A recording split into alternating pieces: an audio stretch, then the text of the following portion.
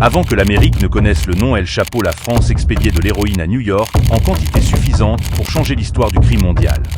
Marseille, les dernières années des années 1950, une ville pleine de corruption, l'influence de la mafia et des policiers prêts à fermer les yeux pour l'argent. Ici a commencé le processus qui sera plus tard connu sous le nom de la French Connection, des laboratoires secrets qui rendent l'héroïne plus pure que partout ailleurs dans le monde et le conduire directement à New York. Dans la banlieue de Marseille, un travailleur faisait la différence. Les pharmaciens chimiques qui ont créé la formule d'héroïne super pure. Les laboratoires ont été construits à l'intérieur de maisons ordinaires, de petits restaurants et même de fermes. La police, elle savait, mais elle ne s'en approche pas. À New York, la mafia italienne a remarqué la super qualité de l'héroïne française. Les expéditions ont commencé à arriver par avion, par navire et même par les sacs de diplomates. La police américaine ne s'attendait pas à ce que le fil commençait à Marseille.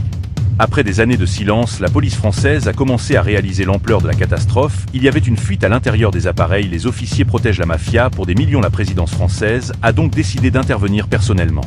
La police française a commencé à planter des informateurs au sein du réseau. Des hommes qui vivaient parmi des criminels, manaient avec eux, regardaient les préparatifs avec leurs yeux. Finalement, ils ont atteint les meilleurs fabricants. Au début des années 1970, la France et l'Amérique ont coopéré, et en un jour, les plus grands laboratoires d'héroïne de l'histoire de l'Europe ont été détruits. Les chefs du réseau ont été arrêtés. Les expéditions ont cessé. Les infis ont disparu. Le marché de New York s'est effondré. La mafia italienne a fait face à une énorme crise. Malgré la chute du réseau de petits groupes à Marseille, on continuait à produire de l'héroïne pendant des années. L'héritage criminel était plus fort que n'importe quelle arrestation.